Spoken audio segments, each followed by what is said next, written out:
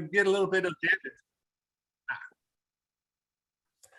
Sometimes what would happen is that recording, the record would have a scratch in it, and it would just play that same little bit over and over and over again. You have to go in and pick it up and move it over. Anybody have that experience? Or maybe I'm just dating myself. Okay, some of you have seen this happen before, unfortunately, and you can't fix it. It's just that record is scratched, and that's the way it's going to be, or at least that was my experience.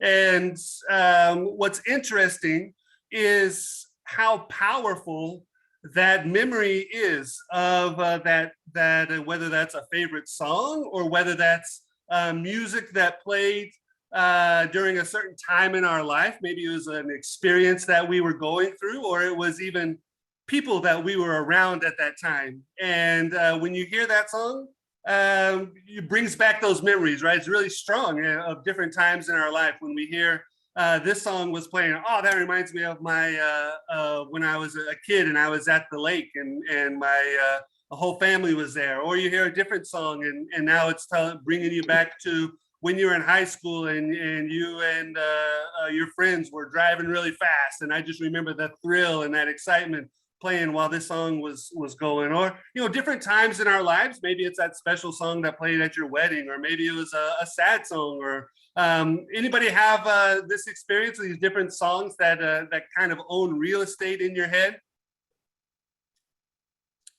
Sean, I see you've got musical things in your background. I know I have friends whose music is a big part of their lives. Maybe they were performers, or maybe they were always going to different concerts. Is there any particular tracks that bring you back to a particular time in your experience? I'm missing the album covers and the record liners, and yeah, you're bringing back all kinds of memories, brother. Yeah. And the little 45s. There you go. The little 45s. That's right. Side A, side B. Yeah, that's exactly right. Well, I'm going to play a move. I'm not going to play a song. I'm just going to point out something that happens. Sometimes it's not just an individual thing, but it's a whole collective group thing. See if I can go down the slide. What happened? Oh, anybody ever heard this song? All of America, every single shopping center for 2 months of November and December seems to play this same song on repeat. And you know, it's good for Mariah. She's made over $65 million in royalty payments for that one song alone, not to mention all the other things that she's done in her career.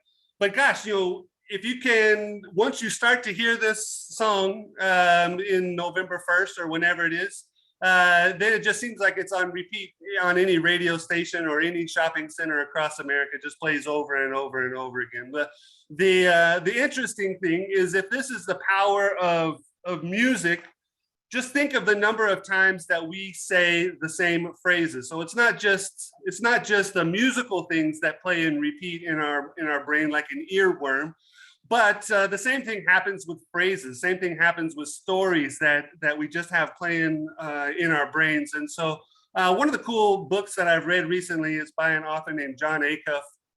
The book is called Soundtracks. And one of the comments he says is, if you listen to any thought long enough, it becomes part of your personal playlist. So be careful what stories you happen to have in your playlist, because they might be helping you, but they may not be helping you. They might be repeating something that happened to you years ago. It might be something that you know, a conversation that didn't go as well as you would have liked, and you repeat, oh, I wish I should have said this, or why did I say that, or you know, I know my mother would be so disappointed in me right now. You know, some of those phrases that just own real estate and are on repeat in our minds. So I found one of the cool things he was talking about. We were just talking about music. In this book, he was saying, you know, scientists have researched using the data within Spotify. You know, Spotify, millions and millions of users, all this data of who plays what, and then what they go back to years later and keep playing.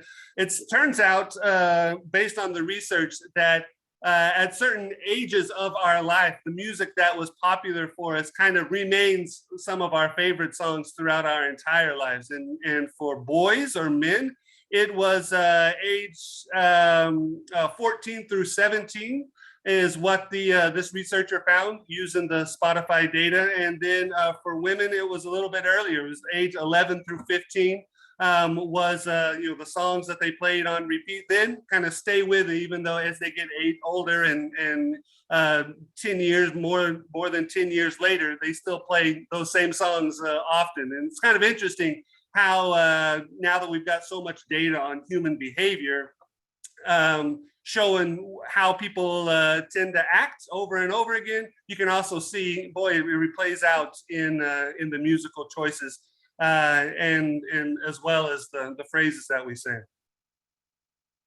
Put on some funny pictures here just to spark our conversation. But I know myself, I've got stories bouncing around in my head that I've had for years. I had an uncle who started a business and didn't go so well. And so I remember my parents talking about, gosh, you don't want to be one of those who starts a business and ends up in total failure. And so just kind of that shapes my view of entrepreneurship, or it did.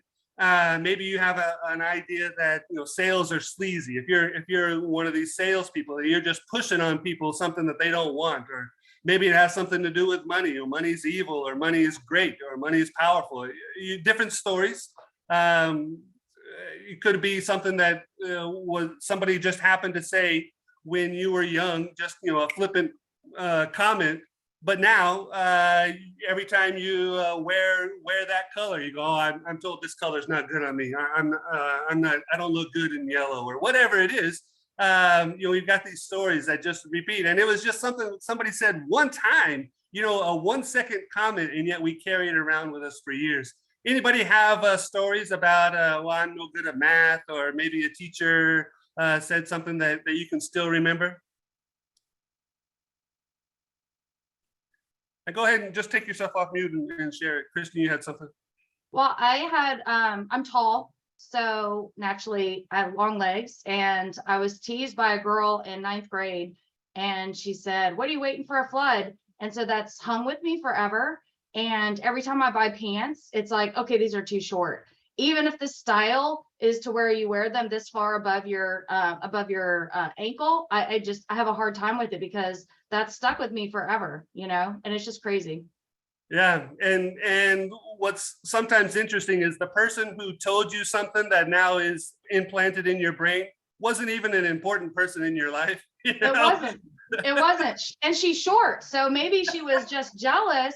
Yeah. And being a stupid teenager, who's just a jerk. And I mean, that has no relevance in my life. We weren't friends, so it's just crazy how something like that will stick with us, and it shouldn't. Yeah. Anybody's catch themselves saying stuff that their parents used to say to them? "What are you trying to do? Air condition the whole neighborhood? Close that front door." Or I've seen myself saying that to my kids all the time. Who else has one that maybe you've caught yourself saying that somebody else implanted into your brain years ago? I would say wants and needs. So this is business or life, either or, but it's the things you want and the things you need. Yeah. So is that something somebody else taught you? Oh yeah, Yeah. for sure. Yeah. And Great. I as an educator would elaborate on that, because that's something that you heard from your parents, you said? The wants and needs? Or did you hear that from a teacher? Because I know in kindergarten, they really touch on wants and needs. No, parents. Okay.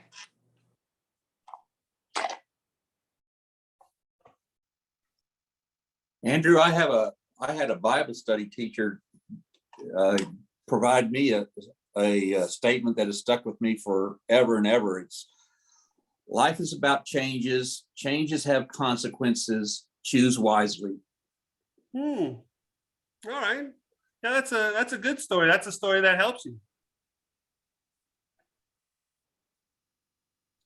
I remember. Does it count if it's your husband saying to your kids,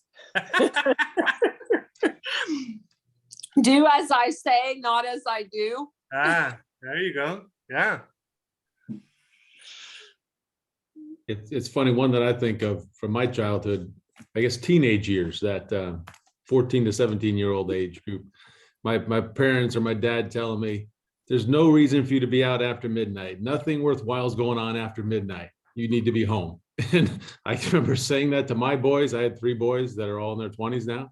And that was a staple of our household. Like, there's nothing worthwhile after midnight. You can be home at midnight.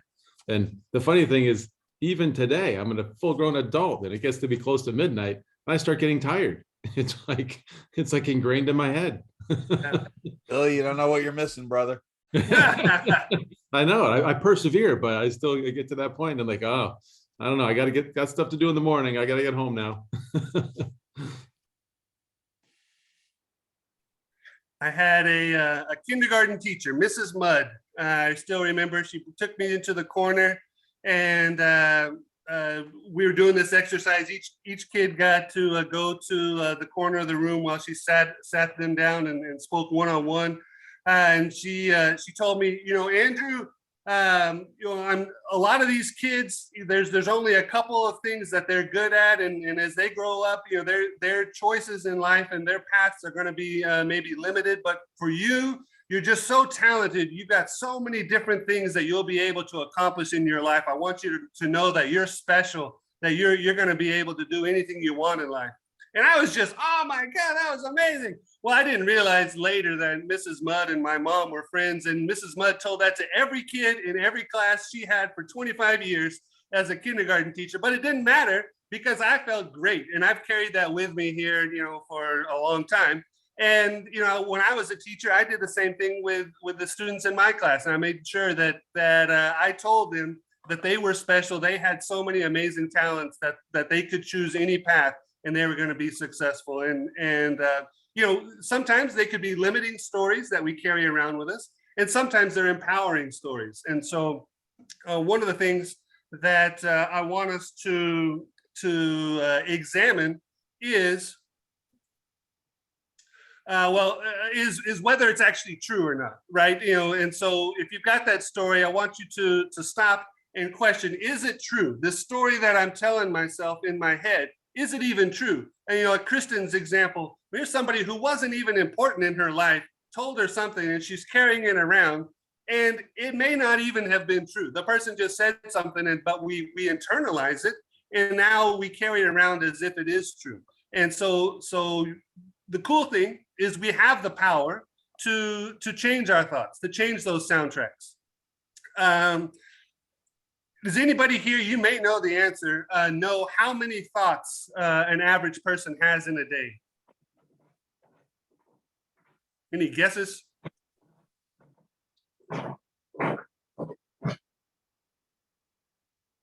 A thousand thoughts. A million. Million? Michael was in the thousands, I think. I looked up on Google to try to find the answer, and I got kind of 2 different bands of answers, so I actually don't know the answer.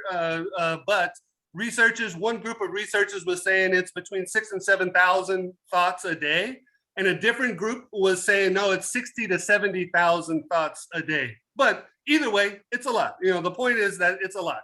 But both of those research groups both found that the amazing thing is within those thoughts, whether it's 6,000 or 60,000, over 90% of those thoughts are repeated thoughts that we've already had before. They're not unique that day. They're things that we've thought in the past already, and we just put our brains are incredibly powerful at putting stuff into routine, so we don't have to think about it.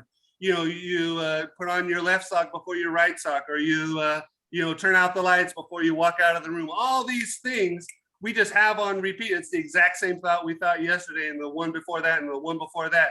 But the cool thing is that with that 5 to 10% we can create entirely new paths forward. We don't have to be a slave to our past or a slave to our circumstances. And so one of the things to ask is when you catch yourself telling yourself a story, one, ask if it's true. Two, ask if it's helpful, because you might be telling a story that's not helping you. And so when you have to make a decision, it could be that, well, I can't make a decision until I have more information. Well, if that's always the case, you're never going to be able to make a decision. And so ask whether that story is, one, true, and two, helpful. And so that way we've got the power to choose the stories that we play. That book on soundtracks, John Acuff, continued to talk about overthinking. He had a couple of thoughts here, kind of like this lady with the whirlwind going on in her brain. It says overthinking is what you think. I'm sorry, overthinking is when what you think gets in the way of what you want. So, doing so much thinking about what could have happened, what should have happened, why did they do this, why didn't I do that? And you don't take steps forward. So overthinking is the ability to have persistent, repetitive thoughts, preventing us from taking the simple steps that would actually alleviate the situation. And instead, we play the event over and over again, agonizing over what we should have done or how we should have acted. Anybody have an overthinker in their lives? Or you are an overthinker yourself? I married up. I'm very fortunate to have married a wonderful woman, Naomi. We've been married 26 years, but one of the things I found is as a teacher, she'll come back at the end of the day and she'll say, I got this parent who told me, was really upset, and they said this, and boy, I should have said this back to them, or I should have said this to my, that other teacher, and she'll just repeat that in her mind. Oh, I should have said this. Next time I should have said that. The middle of the night, I'll be laying there, snoring like I often do without a care in the world. And I hear some sort of grinding sound and roll over, and she's still eyes open. Are you okay, dear? I'm still thinking about what I could have said, what I should have said. And so it's amazing how long that can stay with somebody and just really have a grinding effect in your brain. Of rethinking, replaying these incidents, whether it's helpful or not. So that would be my advice today is question, is it even true? And two, is it helpful? And so if it's not, choose a different story. So one of the cool things that I've been able to experience in my life is I worked in Japan for 5 years. And for 3 of those years, I worked at a Buddhist university, and so all of the other professors in the campus kind of looked like this guy in the robes and shaved heads and had morning and afternoon, evening prayers. And one of the cool things that I learned from that experience, first of all, it's great to be around people who have a totally different upbringing and different experiences than you do, because the way they see the world will help you question the way you see the world. And if everybody around you sees it all the same, then you're just in that automatic phase, right? And you just do because this is what you've always done. But when you're forced to ask, well, why do I do it that way? Why do I think this way? Why do I have these emotions? I'm not sure. And so helps you move from automatic to aware. And one of the stories, these guys are great at telling stories and making a point with the parable that they're sharing. But one of the stories that they told me was about a monk who is carrying around this great big backpack and all of his tools and all of his belongings, was complaining about how heavy it was, how cumbersome it was, how difficult it was for him to go up the stairs and around town. And finally, the older monk told him, put it down, just put it down. And the point that they were making is we carry around a lot of baggage with us. Some of that is physical. We're Americans. We love to purchase stuff. We love to build, buy even rental spaces so that we can store even more of our junk. And one of the cool things about seeing these Buddhist monks every day is they travel pretty much like this guy. In their little sleeves, they would have a wallet and some money, and they would have their train pass or bus pass. and they have, well, now they have their cell phone. But that was kind of it. You didn't see them walking around with a great big backpack and, all these extra things. They operated pretty minimalistically. And so the lesson I took away from what they were sharing was put it down. Same thing happens with our stories. Put it down. Only pick up the things that are meaningful to you, the things that will enable you to be your best. And so move away from automatic carrying around your parents' expectations, your old boss's expectations, that's somebody who's not even in your life anymore, expectations. Put it down. Choose specifically what you're going to pick up today and use it with purpose, because that's what's going to push you forward, not necessarily all this stuff that makes you tired and feels like you're carrying a refrigerator of weight with you every day. If I may interject there, the Al-Anon organization has a similar sort of comparison to this when they talk about swimming with a rock, and you're carrying, and it's impossible to swim that long distance carrying this big rock, and that rock's not even yours. It's Yeah. You're starting to carry everybody else's problems with you. So it's not just these rocks that we carry because we think we need to carry for ourselves. So many times we carry these rocks of everybody else's. We're carrying everybody else's troubles, and that's not our rock to carry. So. That's a great point. Yeah, absolutely.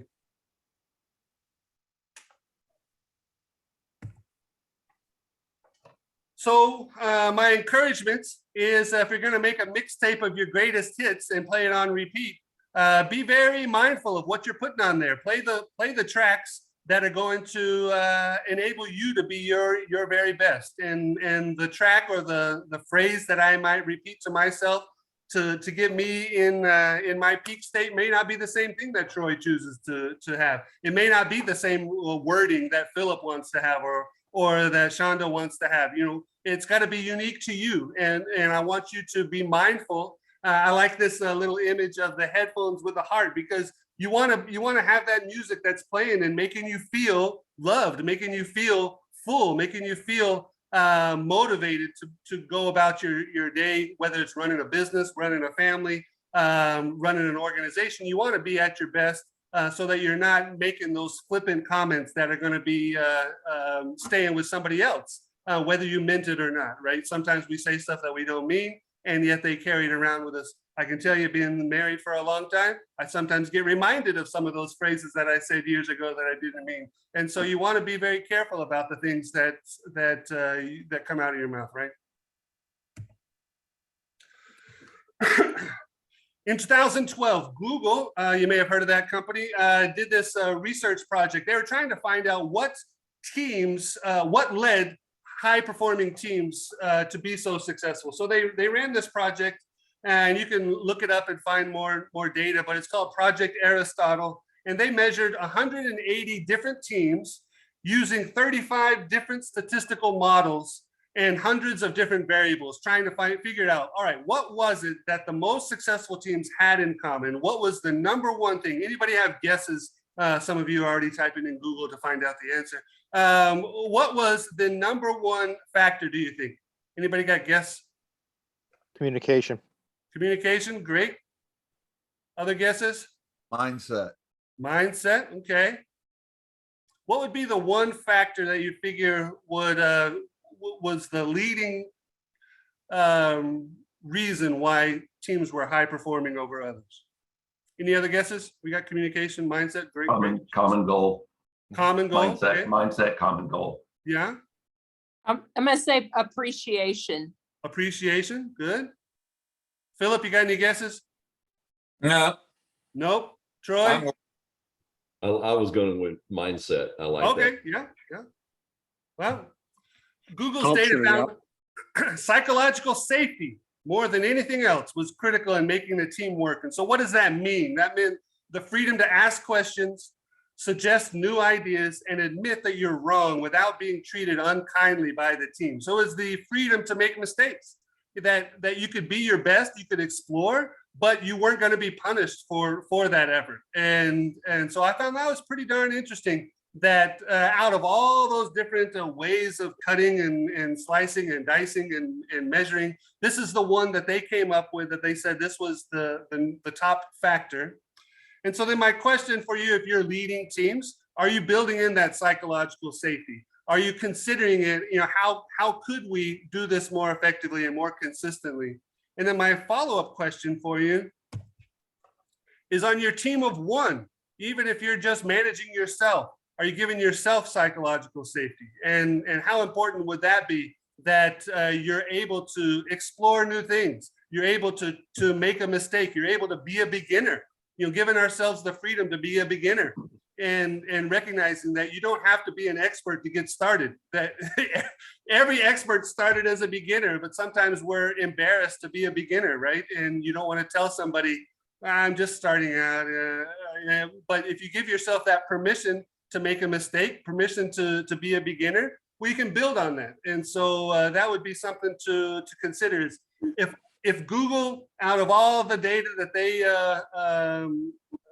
put into their different algorithms and decided that this was the factor that they found was the most critical, I would think that's important for us to at least consider, when we're talking about leading a team to try to be our best, or even leading ourselves to try to be our best. Andrew, I love that point. If I can add to that, one thing that resonated with me when you stated that was, I worked with the Boy Scouts, local Boy Scouts, for many, many years. And we were all about being able to fail in a comfortable environment. And how many times as the troop committee chairman, I'd tell parents, put your hands in your pocket, quit doing it for them, and the objective was to allow them to do it themselves physically with their hands, whether it be knots, whether it be cooking, whether it be whatever. And you know what? Failing was okay. You were not demeaned for it or de-edified in any way, and it allowed them to learn. In fact, I'll never forget one particular camp out, a young set of young boys. In fact, my oldest son was in this one too. They thought they were going to put together this box oven. Well, long story short, the whole box caught on fire. It didn't work, right? So they didn't have a good meal. I mean, this and that. But they had, what? They never got criticized for it. But you know what? They became some of the best cooks as they grew in their scouting career. Why? They failed without a negative repercussions or negative environment. And you know what? They were hungry. They didn't like that peanut butter and jelly. They really wanted that pizza that they wanted to cook. So they learned from that experience, and it wasn't a negative one. They just learned that, we screwed that up. That did not work. We're not going to do that again. We're going to learn from it. And it's powerful. And how many times, I love it in Scouts, but how many times do we actually promote that in business today? Great point. Yeah, good story. Good example. Psychological safety. Love it. All right. So the next book I want to share some thoughts from is called Crucial Conversations. Been out for a while. I love this book because it gives us the tools of what to think and what to say in very challenging circumstances. And so this is the model that they go back to again and again in the training and in the book. And so I'll walk you through it just to kind of explain what you're looking at. The idea is that there's one person on one side having a conversation with one or more people on the other side where it says others. And you're going together towards this middle. That's where you meet. But just like in any circumstance, you don't know the other person's, all of the internal processes that were going on. All you see is the physical action of what either they said or what they did. And in fact, we don't even see what they said or what they did. What we actually see is our perspective of what they did or what they said. And so it's not even 100% accurate. It's through our lenses and our judgment of what we're observing is actually what gets into the middle of the conversation or into the interaction. And so if you start out on the far left where it says see and hear.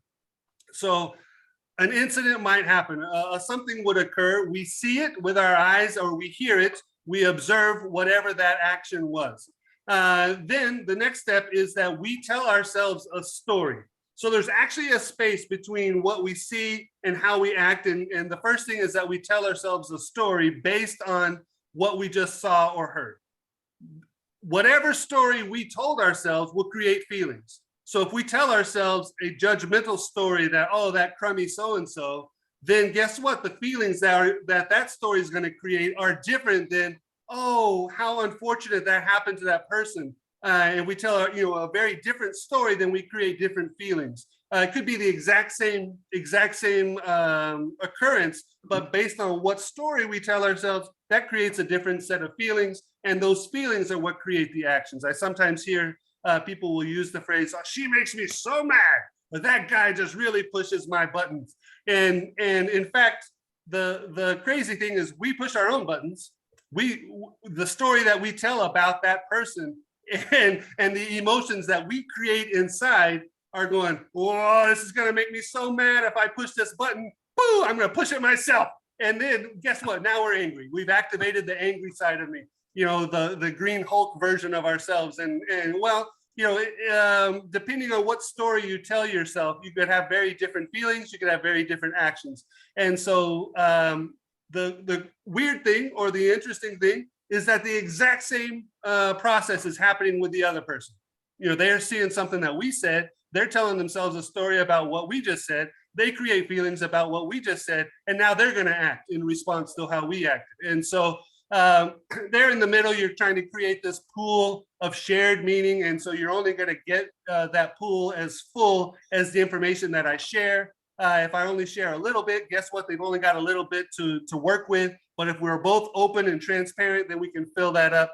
It goes back to that psychological safety is here as well in the conversation if you want to have an effective conversation. And then in crucial conversations, they kind of talk about two dynamics that start to play out, is that most people in a time of conflict will either go naturally towards silence, which would be seen in things like withdrawing from the conversation, avoiding the conflict, maybe masking, saying something that you really don't mean. So those would be behaviors that are indicative of silence. Or it could be the other way. It's more towards violence. And violence in a crucial conversation doesn't necessarily mean physical violence. It could be verbal violence or emotional things. So it'd be like controlling, labeling, attacking. Oh, I just knew you would say that. Oh, you always say this. Starting to put labels on people. That would be a form of violence. So this is the crucial conversations model. Let me go through a quick example. So let's say you have a teenage daughter. She wants to borrow the car, wants to go out and say, hey, be careful with the car. Okay, you bet. A couple hours later, you get a phone call. Your daughter's in tears. She says, I don't know what happened, but the car's been stolen. Oh my gosh, how did that happen? Well, I just stopped for a second at the convenience store to go in and get a snack. And it turns out I forgot the keys in the car and left the car running.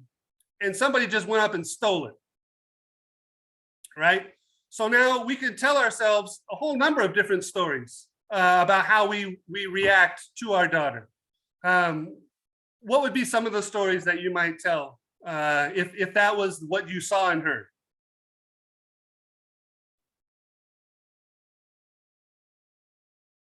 Why the heck did you leave it unlocked? Why did you keep it running? I could go on. Irresponsibility. That's what I was thinking, Kristen. Exactly. Yeah. You're so forgetful. You do that all the time. Yeah. Have a nice walk home.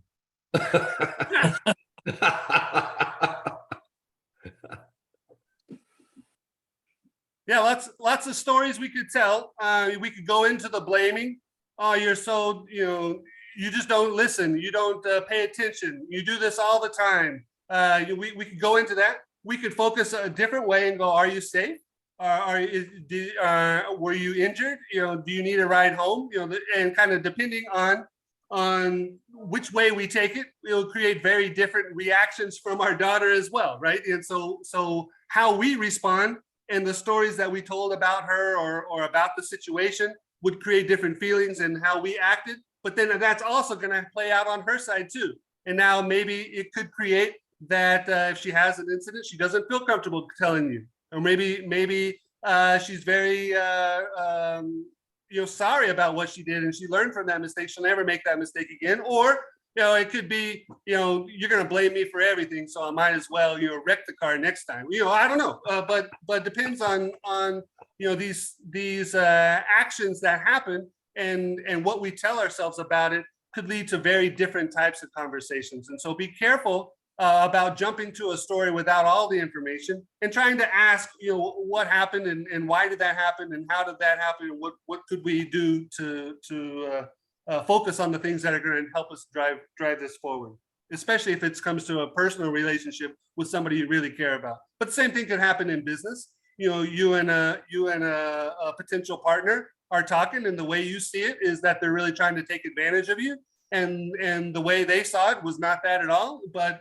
depending on what story you jump to, your next part of that negotiation could really impact that relationship, right, and partnership. So I like this book. I like the concept, and keep that in mind. What we see drives the story that we tell, but that's really what drives the feelings and the actions. Any other thoughts on this one? Yeah, can I ask a question, Andrew? Yep. I'm just curious. You brought up some really good topics here, and I want to hear from other folks of, what stories do we tell ourselves to start our day? I'm going to start with Cortland, because he's fixing to go into an awesome webinar and present and do all these things in the FDA, which how do you create that mindset on a daily basis before you begin work? You're such a loser. Why in the world did you even get out of bed? Oh my God. Wrong answer. We're having bad technical difficulty. Sorry, Cortland. Hey, try this, Michael. My story is I start with about 15 minutes of I go for a walk or do something and just let my mind free and relax and be thankful for what, my health. That's what I do to start a story of the day. Oh, I love that. Thank you for sharing that. I'll share one that I've started with my networking group as well. Of course, I'm the trainer, so I get to tweak it a little bit, right? So mine is, and I do this with all my clients as well. When we get started, the first question I ask is, tell me 3 things you're grateful for today. It changes the whole mindset, all of our chemistry, because you know what, everybody on this call, I think I can vouch for, is that, we're driven, right? We're next to that next action item, that next thing on my list, and get ready for that next webinar or whatever the situation is. Do we stop to say, what are we grateful for today? Just 3 items. Changes my whole mindset. I don't know about you. Greg, did you have a comment on that? No, it's just having a clear-headed morning. And that's, that if it's sitting and watching the news and having your cup of coffee and figure out, kind of thinking about what your day, that's my start, or go for a walk. That's the way I kind of get ready for my day before I go upstairs. Yep. And then I'm in work mode. Yeah. Then you switch gears. Yeah, I get it. I got that. Kristen, what's your go-to in terms of starting your day? I was just getting ready to chime in. I was like, yours are all great. Mine's like 7 o'clock, alarm goes off. You get up, you go make your smoothie, and you get to work. It's like, I think it's like you said, we're all go-getters. So it's like, I've created habits, routines, structure, because that's me, military kid. I'm all about structure. And it's just, this is the time I get up. I have breakfast. I have a workout at 9:45. I have lunch at 12. These are my organized plan for the day. It's already set up for the week. So it's like I just get to it. I love that. Absolutely. Shonda, I know you've got one. I'll just ditto what she just said. I just go at it. All these drivers on this call, can't you tell? Yeah. Cortland, now you can tell us the real story, man. After you get over the first piece, then how do you bring yourself above the line, Cortland? I spend at least half an hour in discussion with the guy upstairs. Amen. I was waiting for that. Absolutely. I knew the real story. Absolutely. You know, and I love what Andrew had shared earlier too. What are those stories that are bouncing around in our heads? And I love his point that I wrote down was, which ones do you just leave, you don't carry with you?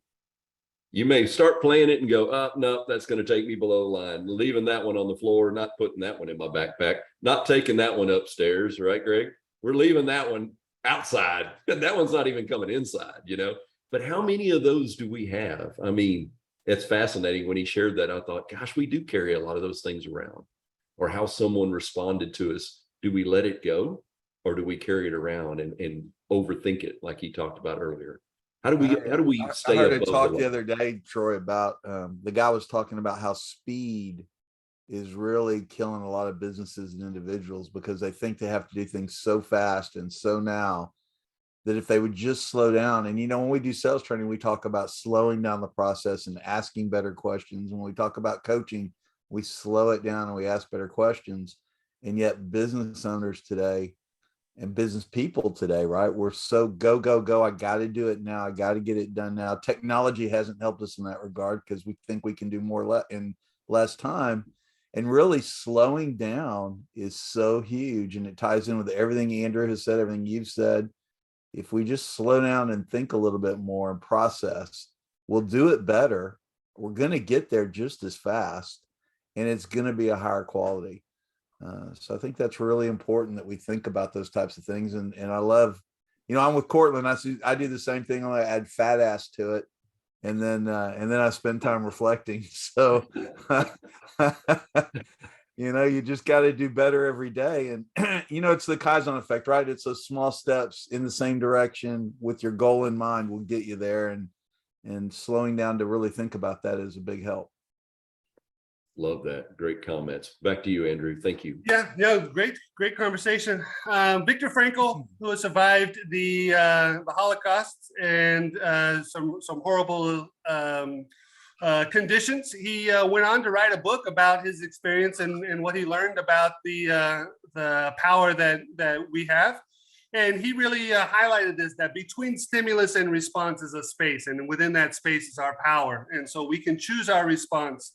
And depending on our response, that's where our growth and freedom lie. And so that's really, really powerful, is no matter what conditions, what circumstances are going on around us, we do still have some power there. And so that played out in the previous slide, you know, between what we see and hear and tell a story, as also here between stimulus and response is that space where we can choose.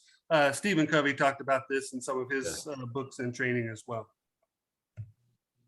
So I want to get into three types of stories that can run us astray a little bit. And first is a victim story. And so if you catch yourself telling a story that sounds like there's a victim in this story, it's usually about ourselves, but it doesn't have to be, oh, people always pick on me. People don't like me.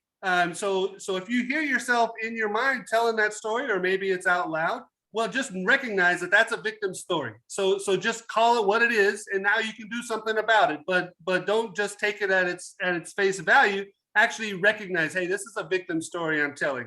And again, the two questions: is it true? Is it helpful? And so if you find yourself telling a victim story, it's probably not true and it's probably not helpful. So be aware of those things. Another very common type of story that we tell ourselves is a villain story. And this is kind of the opposite. That person, they're terrible, they're horrible, they would never do anything good. It's very rare that you'll find somebody who's 100% of the time bad, evil, out to get you or out to get everybody, right? Most people are not just villains all the time. We're not cartoon characters. And so if you find yourself saying some story about them, it could have been based on a previous experience. You know, they did this and you didn't like the way that they said that or the way that they treated someone. And now we've gone to a judgment zone that they're always going to treat people negatively or they're always going to be looking out for themselves. That's a villain story. So be careful. Again, is it true? Is it helpful? So the third type of story to be aware of are helpless stories. And that's where we lose sight of the fact that we actually have control of all these things inside that circle of control. and we're telling a story or we're listening to a story. Cortland, you got to go. Looks like, all right, take care. Nice to see you again.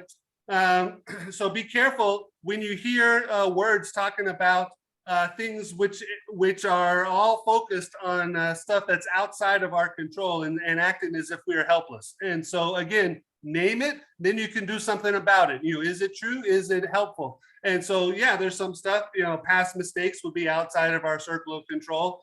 Maybe it's other people, where we were born, the type of family we were in, whatever. Unfortunately, no matter how hard I cheer, it doesn't seem like who will win the NBA Finals is actually within my personal control. Although I try year after year, one of these years, and it might actually be inside that circle of control. But our choices, our responses, we can control ourselves. We can control our attitudes. That's all within our circle of control. But be careful if you hear helpless stories, either with those around you or even within our own brains. Quick question here, Andrew. Yep, you bet. Jesse had a good one based upon Sean's comment in the chat. How do you get executives to hear it, but more importantly, do it? Explain that a little bit more, Jesse. Oh, it was to Sean's comment about slowing things down, or I'm sure all of you have probably seen that and seen repercussions. It's sometimes easier to hear, but to actually make it happen, I'm always curious, especially in companies that are older and have years of the same instillment. Even the leadership may want that, but they don't know how to change that. John, do you want to comment? I mean, it's a tough one. It's not easy, that's for sure. It's an ingrained culture, right? And there's a lot of pressures, especially depending on the company. If it's a public company, they're pushed by their stock market price, right? Which is never a good thing. It's ruined more great companies than anything else that has happened. I mean, look at GE, how GE has fallen based on pushing of a stock market price, and you can go down the list. They're the biggest, but for me, it's a matter of sitting down and really reflecting and talking about what's important. And if you think about, just boil it down to what they understand, which is a sales call. If you slow that down and ask better questions, what's the end result? Well, just take that out through your business and through your life. If you slow it down and ask better questions, you're gonna have a better result. And if you think about where you were 10 years ago and where you are today, regardless of your age, it's different. And yet 10 years ago, 10 years seemed like such a long time. And the younger you are, when you're 18 looking at a 28-year-old, it's like, oh my gosh, they're old. When you're 28 looking at a 38, like they're almost 30. You know how old that is? 10 years goes by so fast. And once you have kids, you understand that. So you can relate it to their kids. You have kids and all of a sudden time flies. It's just not as long as we think it is. And if we'll just slow down and make better decisions, the end result is going to be huge. Love that. Great comment. Just to piggyback on that, I found, particularly with teams and with groups, to ask the questions so that it broadens everyone's understanding of whatever the issue is.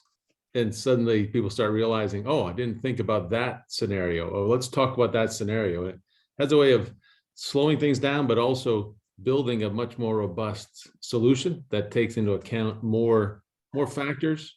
And that over time starts to change the culture to be one of not necessarily jumping at the first rabbit that runs by and jumping to the next initiative or the next new sales opportunity, but actually being a little more thoughtful about, okay, do we really want to go after this? What's the consequences? What do I have to take resources off of if we're going to go after this?